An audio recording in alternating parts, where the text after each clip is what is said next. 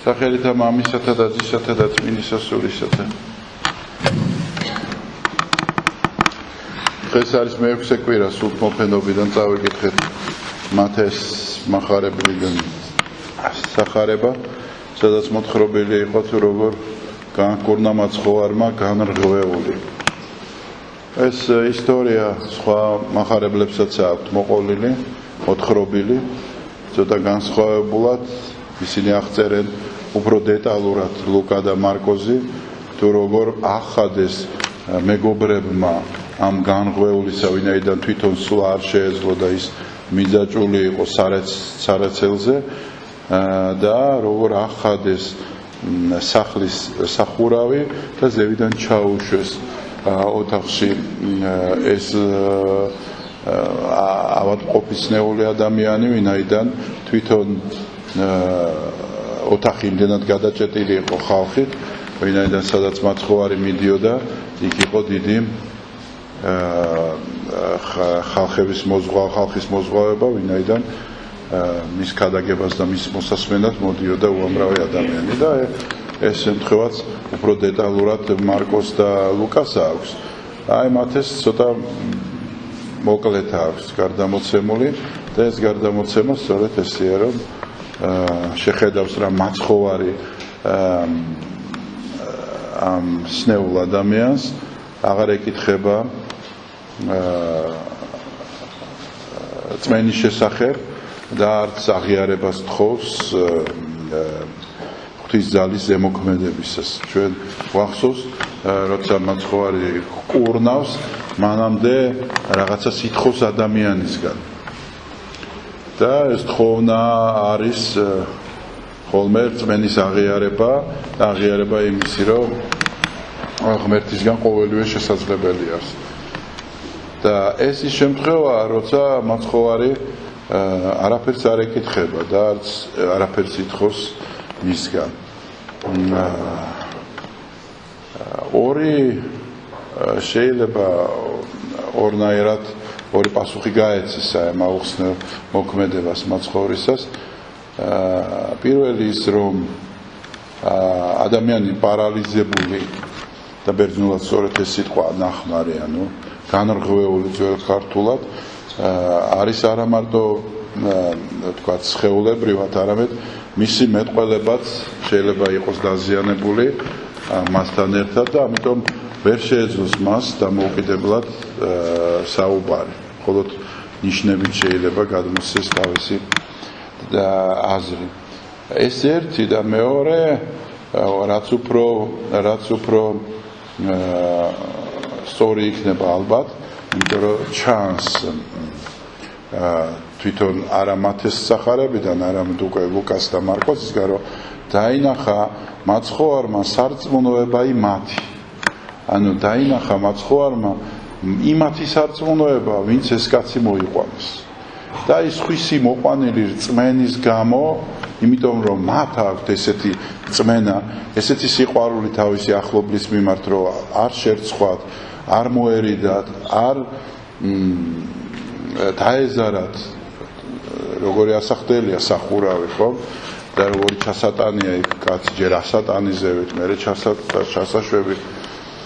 ხო და დაინახა მათი რწმენა, ესე იგი რამხელა რწმენა ჰქონდათ, რამდენად სიყვარული ჰქონდათ ამ ადამიანის მიმართ.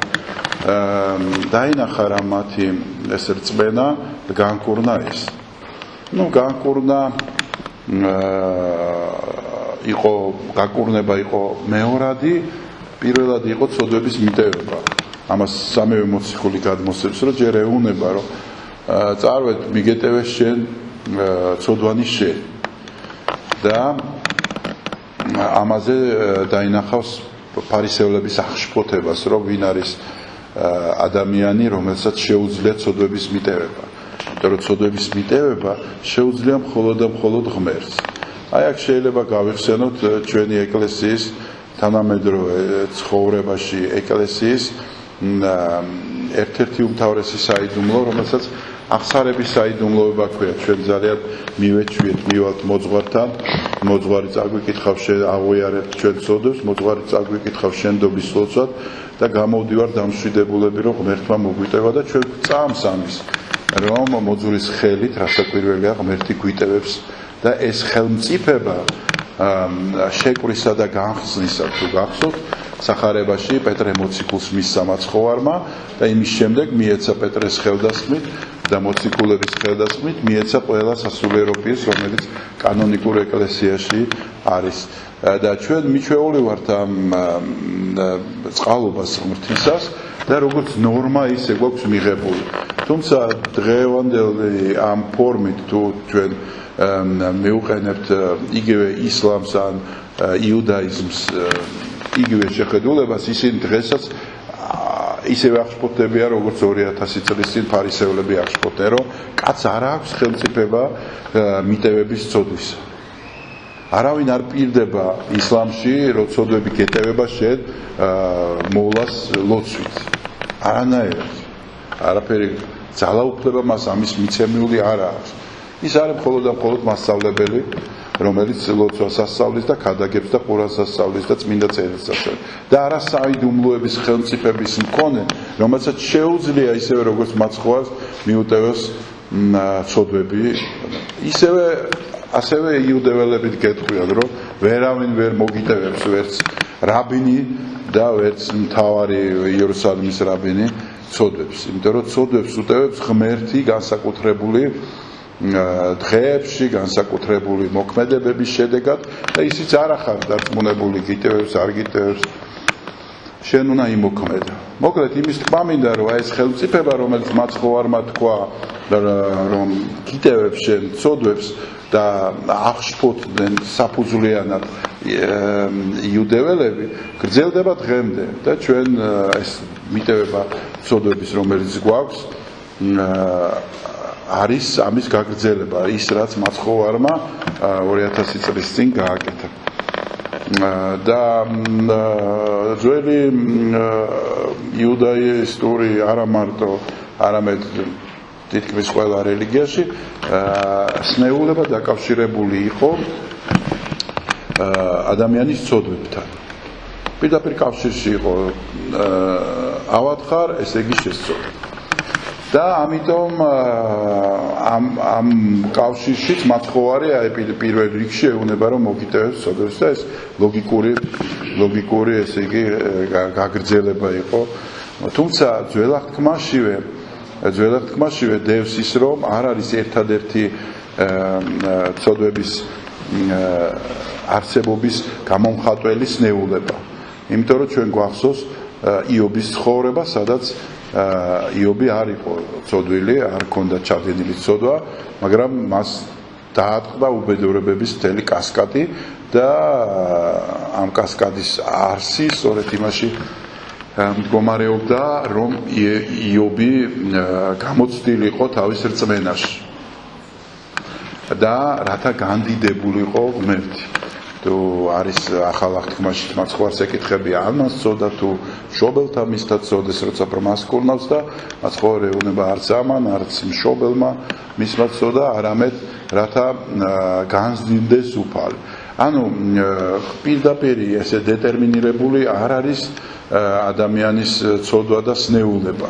და ეს ახალ აღთქმაში კიდევ უფრო ნათლად ჩანს და წმინდა გადმოცემაში კიდევ უფრო ესე იგი მძაფრად შემოდის, იმიტომ რომ რაც უფრო ადამიანი უახლოვდება ჭეშმარიტებას, მით უფრო ესე იგი მრავალ ფერს და ტონს არჩევს ის, ხომ? იმიტომ რომ ხედავს, რომ არა თქვათ ის რაც საგნები შორიდან რაღაცა ნაცრისფერია და უპერულია, მიახლოების შედეგად ბევრად უფრო მეტი დეტალი ჩრდებდა და მეტი თქვათ ესე ფერადოვნება და ასე შემდეგ, ხომ? ესე იგი ძალიან მარტივ დონეზე შეგიძლია ესე ილაპარაკო პრიმიტიულად, როცა აზროვნო და ხშირად ჩვენს ეკლესიაშიც გავიგონებთ ესეთ რაღაცა დამოკიდებულებას შესწოდე, დაისაჯე, ესე იგი შესწოდე და ასე შემდეგ. სხვათა შორის არის ძალიან კარგი წიგნი ამერიკელი მწერლისა, ესე იგი ხიდი წმინდა ლუდოვიკოს ხიდი, მეფე ლუდოვიკოს ხიდი. ძალიან ცნობილი რომანია და სადაც აი ესეთი მსგავსი რამ არის აღწერილი, რომ არის ესე იგი ეს ხიდი, ეს არის ორი ესეთი კლდის დამაკავშირებელი, რომელიც არის საფეხმავლო ხიდი და ბეწვის ხიდს რომ ეძახიან და დიდი ესე იგი ის არის ქვევით კანიონი და ამ გადასვლის დროს 5 ადამიანი დაიღუპება, ჩატყდება ეს კიდი და აქ ძალიან მონასტრული ცხოვრება, კათოლიკური პერუ ქვეყანაში კათოლიკური მისია და კათოლიკური ეკლესია და აი მთელი არსი იმაშია, რომ აი ძალიან მორწმუნე ხალხია, არის პერი, რომელიც დაფიქრდება ამაზე, რომ ესე იგი ეს ხალხი მიდიოდა ამ ხიდზე და რატო მოხდა ესე, რამე ლოგიკური ხაზი არსებობს ამაში, რომ ეს 5-ვე ადამიანი ან იყვნენ კარგები და გადიდნენ, ან იყვნენ სუდები და დაისაჯდნენ, თუ რა მოხდა, როგორ შეიძლება ავხსნათ აი რაღაცა მოვლენა, ეს არის რაღაც კანონზომიერება, თუ ეს არის ბრმა შემთხვევითობა.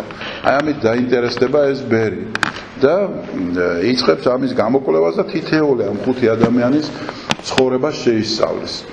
და საბოლოოდ დაასკვნის, რომ არანაირ შეფასებებს გააკეთებს სიკეთეში, კეთილებაში, წმენაში, ამაში ყველა განსხვავებულია.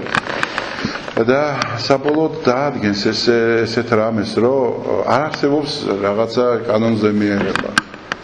ვერ გაიგებ, რატომ მოხდა ეს, არ ვიცით.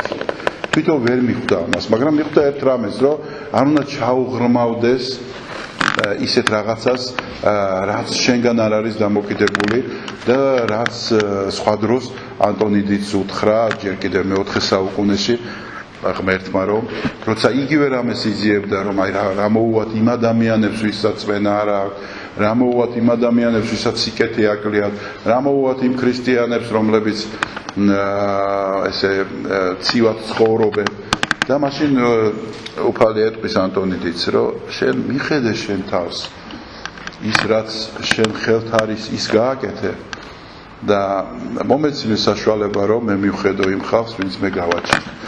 აი ესეთი ღრმა არის და დიდია ნებისმიერი ესე იგი შეფასება, როცა ჩვენ ადამიანის შეფასებას ვიწყებთ საერთოდ და მის საბოლოო ხვედრს გამოვწერთ. აი მოგ გარდაიცვალა ადამიანი, ხედავთ რომ აი ნარკოტიკით გარდაიცვალა ადამიანი. არიან სასულიერო პირები, რომლებიც არ უგებენ წესს და ამათ ჩთვლიან როგორც თვითმკვლელებად. ხო? თუმცა პატრიარქის კურთხევაა, რომ გააკეთონ და აუგონ წესი, იმიტომ რომ ეს არის გაუბედურებული ხალხი, რომელსაც არა თავის მოკლა უნდათ, არამედ ვერ იპოვეს რა დასაყრდენი ამ ცხოვრებაში, თავი მოიტყუეს გაბრუებით, ხო? მაგრამ არიან ესეთები, რომელიც გამოაქვს განაჩენი, რომ ის ჯოჯოხეთშია. უფრო მეტიც არ ერიდებათ, რომ მშობლებსაც უთხრან ეს, რომ თქვენი შვილი ჯოჯოხეთშია. და ეს წარმოშობს სწორედ არასწორ ქრისტიანულ წარმოდგენებს, იმიტომ რომ მათთვის ყველაფერი შავი და თეთრი. არაფერი სხვა არ არსებობს, გარდა იმისა, რომ არსებობს მხოლოდ და მხოლოდ ის გადაწყვეტილება, რომელსაც თვითონ მიიღებს და თვითონ გამოუტანს ხალხს და მოვლენებს გამოუტანს განაჩენს და დასკვნას. ამიტომ აი დევანდელი დღეს სახარებაც ესეთი რამ არის, რომ აცხოვარი აი ამ დეტალებს წარმოაჩენს და ამბობს, რომ მიგეტევნე შენ ცოდვანი შენი, და ამ დროს ეს ადამიანი არ ინკურნება, რეალურად არ ინკურნება. იქ რაღაცა დრო არის, ვერ ვგებულობთ ეხლა ძალიან მცირედ არის ეს გადმოცემული, ვერ ვგებულობთ რატო არ იმკურნება. იმიტომ არ იმკურნება, რომ განკურნება რაღაც პროცესია და რაღაცა წირდება, რაღაცა დრო, მინიმალური მაინც 5 წუთი, 10 წუთი რაღაც აღდგეს ესე უჯრედები. თუ ეს არის ის, რომ მაცხოვარი უტევებს რა ცოდვებს, ის რჩება განუკურნებელი. მე რა მოხდა ჩვენს გვეტევება ცოდვები და მაინც ვკვდებით. ეს იმას არ ნიშნავს რომ გავიკურნეთ. უფრო მეტი ჩვენ ვეზიარებით კიდევაც და ვერ ვიკურნებით, ხო? ეს არ ნიშნავს რომ ცოდვები არ გეპატიება. არამედ რაღაცა სხვა გაქვს, რის გამოც შენი ესეთი მდგომარეობა კიდევ უფრო წინ გადგმევინებს ნაბიჯს.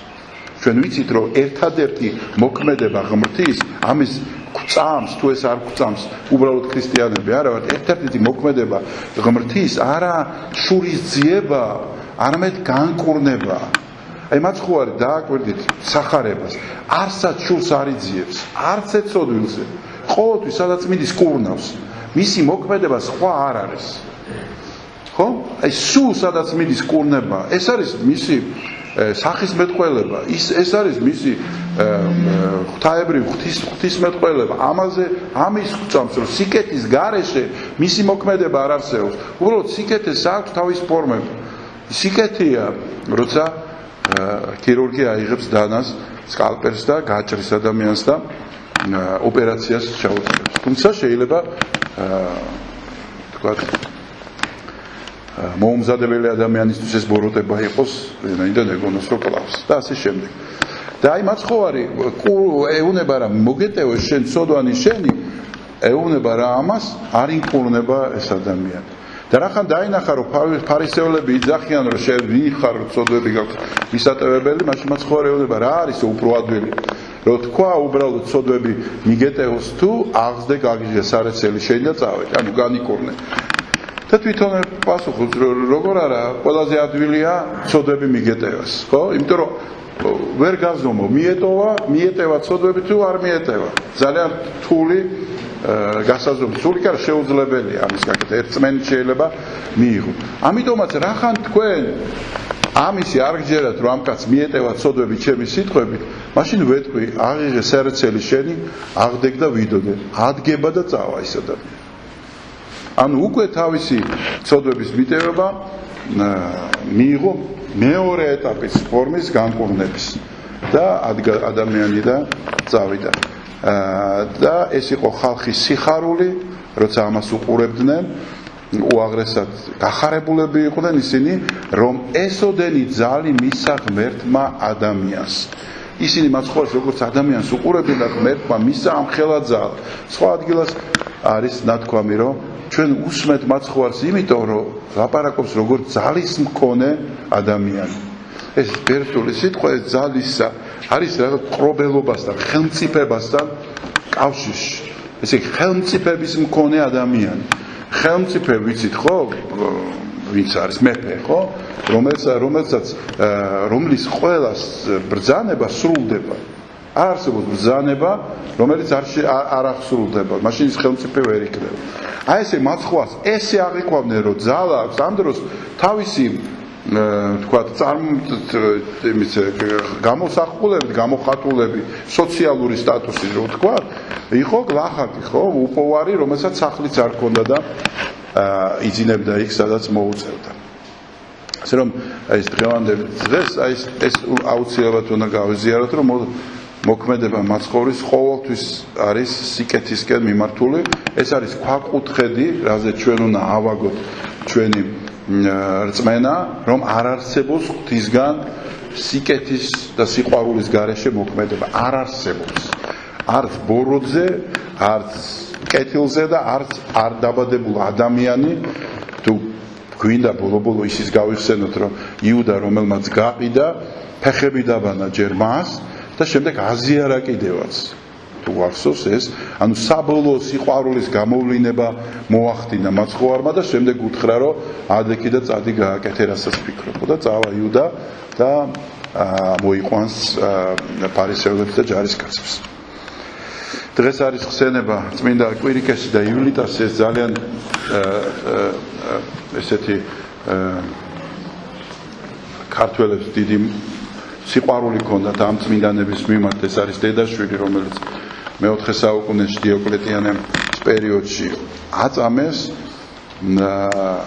ეს დიდგვაროვანი ბატონი იყო, რომელსაც ქმარი გარდაეცვალა და შვილი ყავდა პატარა ივლიტა, ის პატარა კვირიკე, რომელიც მასთან ერთად იყო და როცა დიოკლეტიანეს ესე იგი დევნა დაიწყო, მან მიატოვა თავისი სახლი, სიმდიდრე, მონები გაათავისუფლა და წავიდა და გადაიმალა, მაგრამ შემდეგ მას მიაგნეს და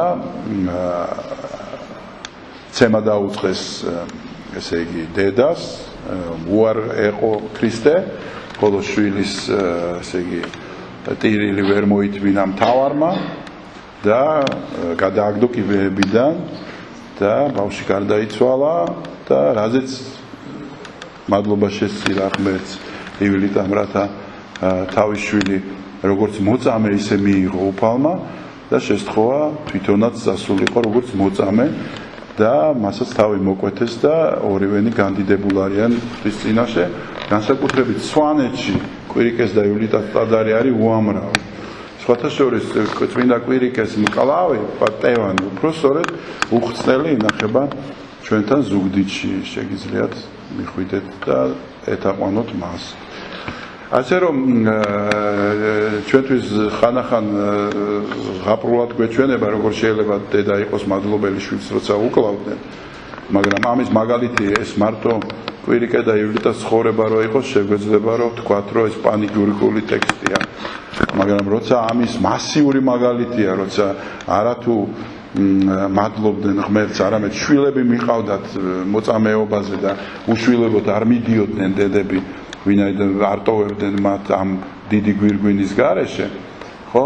უნდა ვიფიქროთ, რომ მართლაც ეს არათუ რეალობაა, არამედ ამას ჰქონდა მასიური ხასიათი, ეს არ იყო ერთეული შემთხვევები, იმიტომ რომ როცა გწამ სერიოზულად და იცი რომ ცხოვრება არის რაღაცა პატარა პერიოდი, რომელიც შედგება 1000 რაღაც უბედურებისგან, მაშინ შეთვის ძალიან ადვილია დადო თავი და როცა გიყვარს ქრისტე, რასაკვირველია, შეთვის ძალიან ადვილია დადო თავი და ამ თავდადებისკენ მოუწოდო სხვებსაც.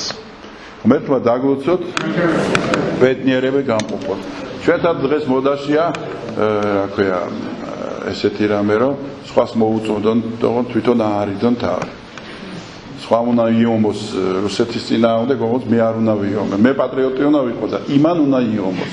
აი ესეთია და ქრისტიანობაშიც, ეკლესიაშიც ხშირად ესე გვაქვს. მე არ ვიმარხულებ, ოღონდ შენ იმარხულ. გაიხარეთ.